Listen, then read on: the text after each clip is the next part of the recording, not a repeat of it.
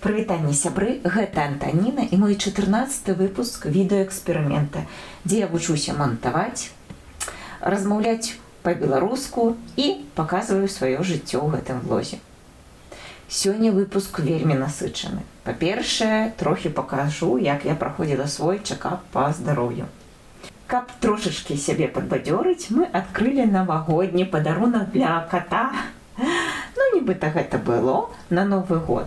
Так, у канцы я раскажу пра сваю кнігу, якую зараз я чытаю, і пра свой чэлендж літаратурны, які падыходзіць да свайго фінала ў канцы гэтага года. Да сустрэчы ў гэтым влозе. Сёння я займаюсь пытаннямі свайго здароўя. І так атрымалася, што мяне папрасілі прыйсці ў онкадыспансер, які знаходзіцца на Акадэміі навук. Я прыйшла туды удакладніць некалькі пытанняў, звязаных з маім здароўем. І пакуль што я на ўліку іх і праходжу розныя кантролі. Ведаеце, гэта не самыя лёгкія хвіліны.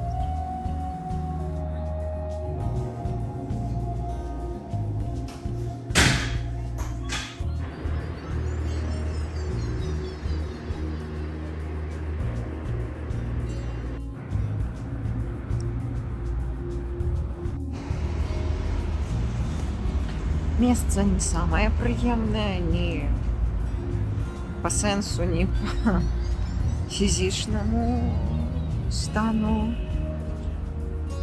Калі ёсць пытанні, то нават у такіх месцах прыходзіцца іх вырашаць.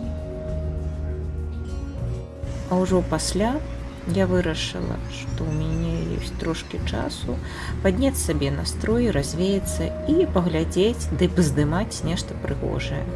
І насупраць была менавіта тая самая Акадэмія навук.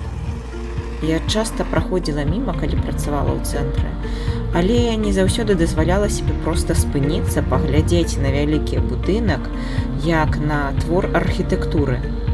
Будынак збудаван у стылі сталінскага ампіру. І калі падысці бліжэй, бачыш колькі барэльефаў, дробных дэталяў, арнаментаў, статуў у цэнтры. А яшчэ прапісана, што ў комплексу працуе каля 60 навуковых інстытутаў. Але я чакаю, калі яны паставяць ёлку. Мне заўсёды спадабалася гэтая ялінка.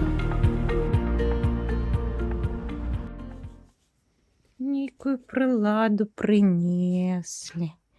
Ты спіш, коцік, а гэта ж твой будзе фантанчык. А дома мы вырашылі парадаваць нашага кота. Яму патрэбна была новая паілка фантан. І мы з мужам яе распаковвалі, як сапраўдны навагодні падарунак. Дрэнна адчыніш, карыстацца не будзе.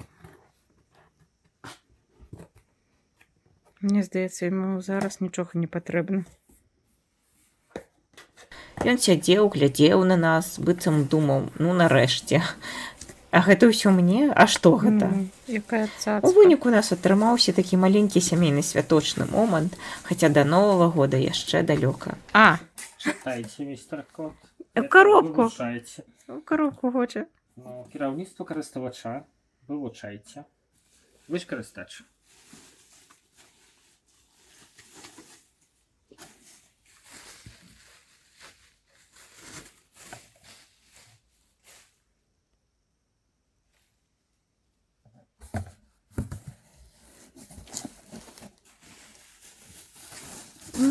Яму коробку пакінь. Не пакетик. Не. Давайте, містер Котя. Моторчик такой же.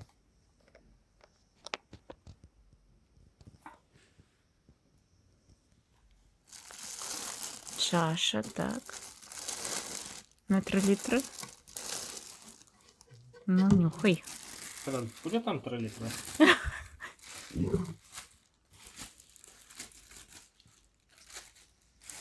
Да, експлуатація.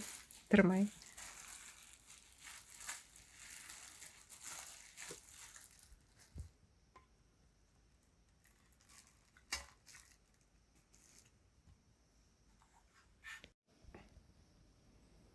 Ось спробую воду. Спужала. Ось глядіть, нечто виглядає.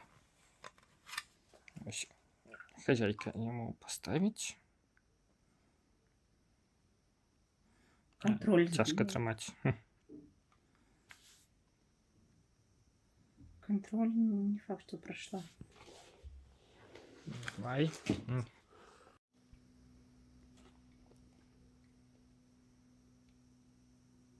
Ну что, Рульфик? Перший... Ой, по кругу, по колу ходить. Заганяють, заганяють.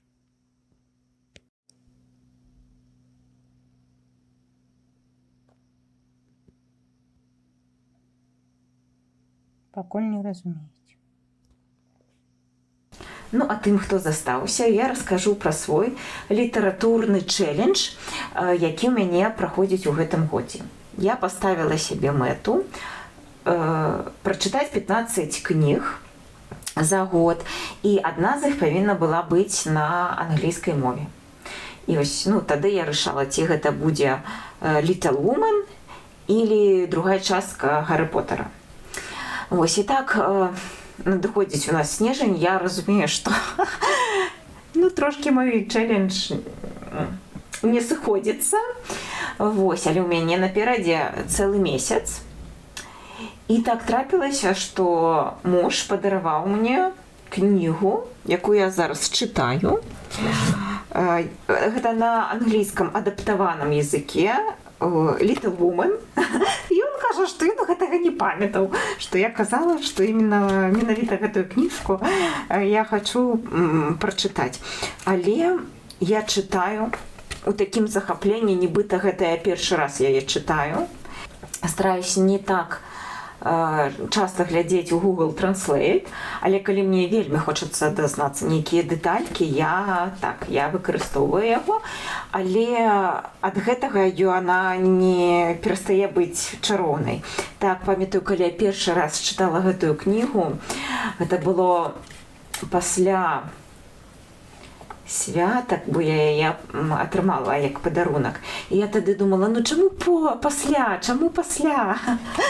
Такая цудоўная, яна такая калядная. І вось зараз снежань, я чытаю яе ўжо ў арыгінале, і мне здаецца, гэта цудоўна. А якія кнігі вы чытаеце перад калядкамі? Напішыце ў каментарах, мне будзе вельмі цікава.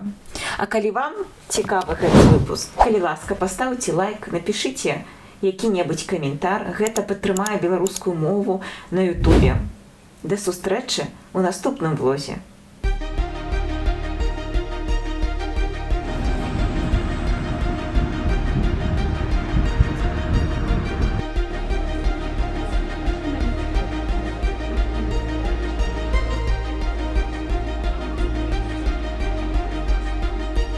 Ёлка идет